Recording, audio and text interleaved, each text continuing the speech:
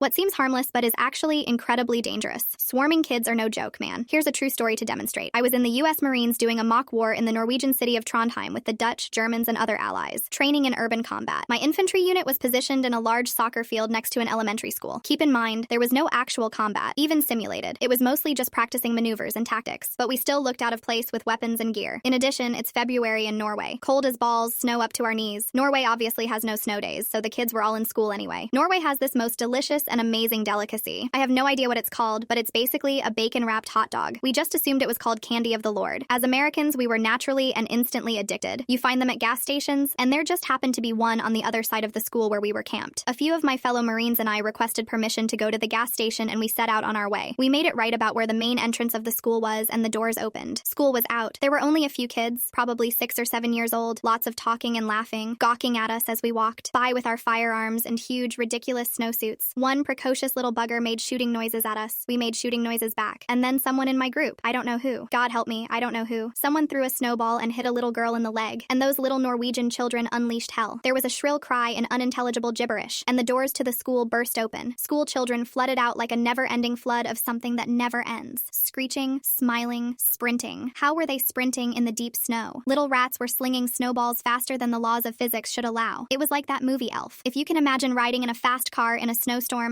and sticking your head out the window. Now imagine the snowflakes that are hitting your face are the size of snowballs. We couldn't see, we couldn't run, we could barely breathe. We were pinned down. We tried to return fire and threw one, maybe two packed crappy snowballs that fell apart in the air, arms flailing like limp-wristed fairies. I am from Texas. We were a unit stationed in North Carolina. We were so outmatched and out of our element, it only made them laugh harder. We were cut off from our main forces. We tried to perform a flanking maneuver, but Jesus, they were fast. I think some of them were throwing rocks, which is a snowball war crime. My comrades. I could see them speed waddling in their huge suits back to camp like a messed up pair of white Teletubbies under withering fire. Screw tactics, screw me, screw the candy of the Lord. This was survival. I was the slow one in the group. My snow boots were too big, but they were the smallest size they had. My Marines left me behind. I tried pulling my hood over my head and keeping my head down, no longer content to pelt my defenseless body with ballistic snow. The enemy swarmed me and dragged me down, cackling like a pack of hyenas descending on a wildebeest. I tried to sling them off by spinning. I came out of one of my boots and fell. I began to scream and plead for them to stop, but they neither understood nor gave a single Nordic crap. They literally pinned me down with about 5 kids on each limb. It was then that I actually thought, oh no, I'm really in trouble. My snow mittens were ripped off and flung into trees. They started shoving snow down my suit. Have you ever had anyone drop an ice cube down your shirt? Well, now imagine someone shoveling handfuls of ice cubes down your shirt. It literally shocked the breath out of my body. They left me laying like a Family Guy accident victim, moaning and screaming in the cold, rifle packed with snow and dirt, boot buried somewhere in that frozen hellscape. They ran away laughing, jabbering in their crazy language. I lay there trying to figure out just what in the world had just happened.